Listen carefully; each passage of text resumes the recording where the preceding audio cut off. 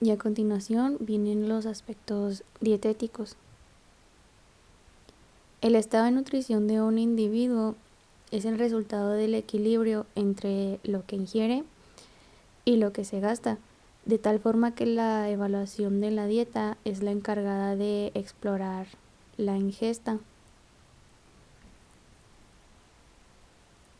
Los objetivos de este apartado son principalmente tres. El primero es detectar los riesgos de salud relacionados con la alimentación mediante la intervención oportuna.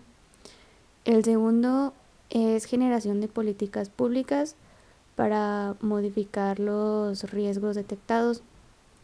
Y el último es que la evaluación de la dieta también puede tener fines comerciales. Esto quiere decir que la industria alimentaria puede modificar la oferta, por ejemplo, la generación de productos con menos calorías, azúcares, entre otros. La clasificación de los métodos de evaluación dietética pueden clasificarse en función del tiempo o de acuerdo con el tipo de información que aportan: cualitativos, cuantitativos, dieta actual o dieta habitual. También pueden clasificarse como retrospectivos o prospectivos. Los retrospectivos son aquellos que informan lo consumido en el pasado, y los prospectivos se relacionan con la alimentación próxima. Aquí tenemos un cuadro con la clasificación de los métodos. Por ejemplo, los que son retrospectivos son el recordatorio de 24 horas, el cuestionario de frecuencia de consumo de alimentos y el perfil de dieta habitual. Los prospectivos son el diario o registro de alimentos y bebidas y el diario de pesos y medidas. Y así sucesivamente con los cualitativos, cuantitativos, de dieta actual y habitual. Ahora vamos a hablar de cada uno de los métodos, empezando por el perfil de dieta habitual.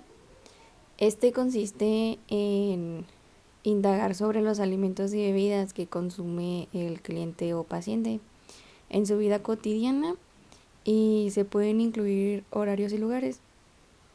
¿Cómo se aplica? Primero, se pide a la persona que indique lo que desayuna, come, cena y las colaciones.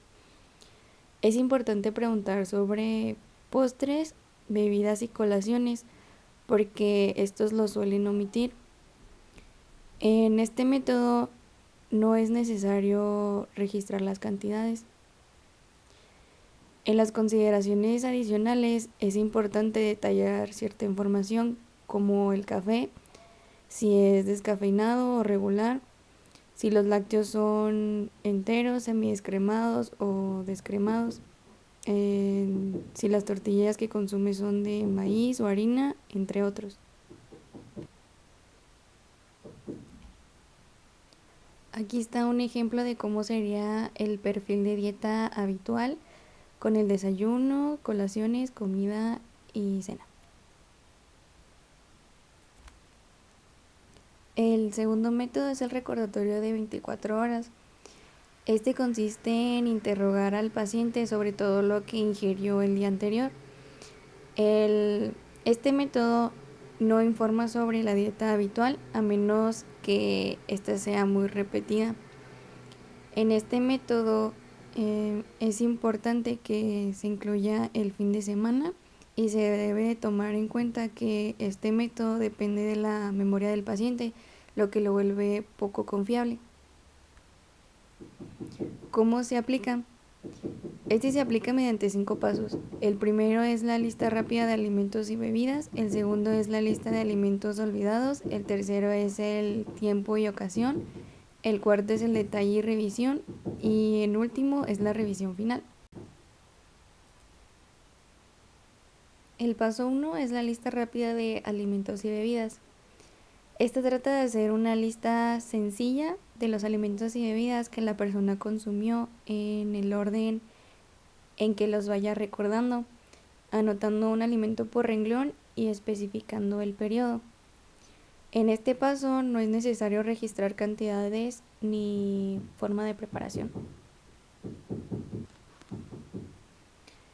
El paso 2 es la lista de alimentos olvidados. Esta es una lista predefinida de alimentos que suelen omitirse. La lista puede ser modificada dependiendo a quién vaya dirigida.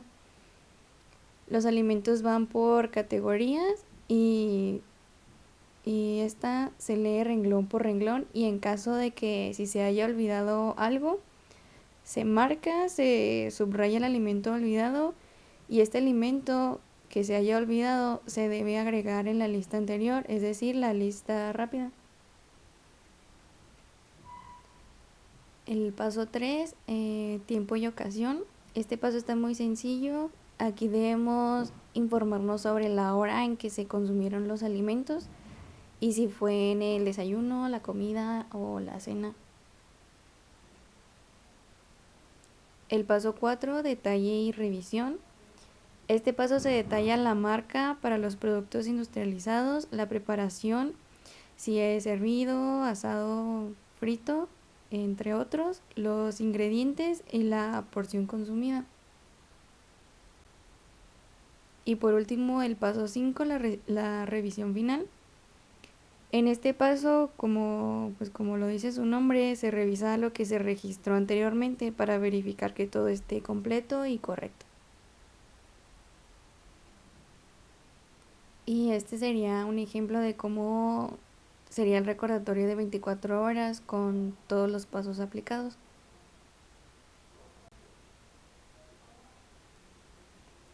El método número 3 es el cuestionario de frecuencia de consumo de alimentos. Este método es una lista de alimentos y bebidas con varias opciones de respuesta sobre la frecuencia con que se consumen. La frecuencia suele ser diaria, semanal y mensual, además de consumo ocasional y no consumo. Y también los grupos de alimentos pueden ser específicos o no. ¿Cómo se aplica? El paciente debe referir la frecuencia con que consumió los alimentos listados durante el último año, preguntando también si se modificó la alimentación en el último año, ya sea por enfermedad, embarazos u otros motivos. Es importante aclarar que nunca va a ser igual a los alimentos que se eliminan, perdón, totalmente de la dieta por alergias, molestias, religión, gustos, entre otros motivos, y ocasional, que se consume cuando menos una vez al año. Existen 3 tipos de cuestionarios de frecuencia de consumo de alimentos: los cuantitativos, los cualitativos y los semicuantitativos. Los cuantitativos, en estos primero se pregunta con qué frecuencia se consume determinado alimento y después el tamaño de la porción. En este tipo de cuestionarios se pueden utilizar los modelos de alimentos para que la información sea lo más precisa posible. Los cualitativos, en este no se pregunta el tamaño de la porción, sino que se pregunta con qué frecuencia se consume. Y por último, los más comunes son los semicuantitativos. A este tipo de cuestionarios se hace referencia a la porción que se consume normalmente en comparación a una porción estándar de referencia. Por ejemplo, si la persona consume leche una vez al día, pero se toma 2 vasos, la frecuencia correcta sería 2 veces al día porque la porción de leche es un vaso. Y por último, los métodos 4 y 5, que es el diario registro de alimentos y bebidas y el diario registro de pesos y medidas, perdón. Estos métodos son muy similares, solo que en el primero el paciente registra todos los alimentos y bebidas que consumen en un periodo determinado. Normalmente es un mínimo de 3 días. Es importante incluir un día de fin de semana y se puede incluir información sobre horarios y lugares. También es importante considerar que para la estimación de las porciones se pueden utilizar los modelos de alimentos u objetos de vida cotidiana. Y el segundo, el diario registro de pesos y medidas, es lo mismo que el anterior, solo que en este se agrega la medición y el pesado de los alimentos.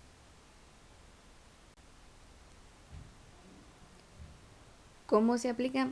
Este método lo aplica el propio paciente, ya sea en una hoja o en un formato ya establecido. Es importante que el paciente lleve consigo el diario y lo vaya llenando conforme se van consumiendo los alimentos y no ser llenado después. Y si es un diario de pesos y medidas, como dije, es, es lo mismo que el anterior, solo que se escribe con la medición y los pesos. Y pues aquí un ejemplo de cómo sería un diario o registro. Al realizar estos métodos, utilizar estas herramientas, pues vamos a tener que estar realizando también su interpretación.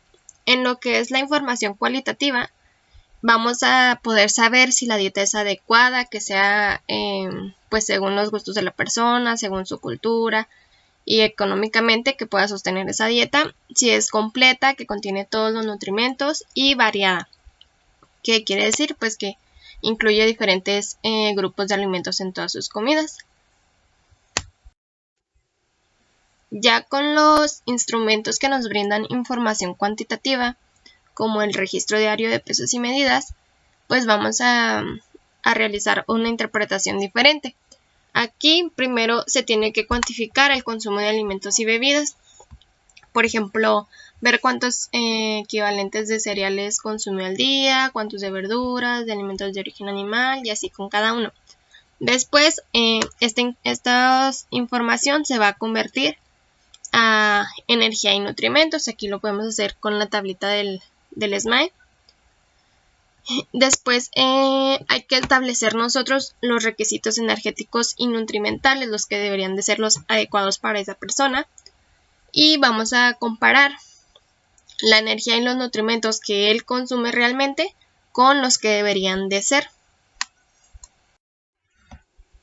Esta comparación se va a llevar a cabo mediante el cálculo del porcentaje de adecuación, que es mediante una fórmula, es lo consumido por 100 entre el requerimiento, o sea, lo que debería de ser.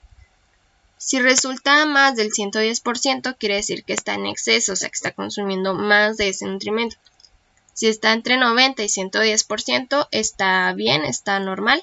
Del 67 al 90% también está bien, está aceptable. Y ya menos del 67% es pues una ingesta deficiente. Con estos datos vamos a poder realizar ya la interpretación y vamos a poder saber si la dieta es suficiente y equilibrada. Y aquí tenemos un ejemplo de lo que es el porcentaje de adecuación de energía. Aquí esta persona estuvo consumiendo 1300 calorías diarias, pero su requerimiento real eran de 2000 calorías. Entonces se multiplica 1300 por 100 y se divide entre las 2000. Aquí nos resultaría ya un 65%. Y pues lo que vamos a interpretar es que está teniendo una ingesta deficiente de energía. Y por último, aquí se muestra una tabla de los métodos anteriormente mencionados, pero de una manera más general y resumido.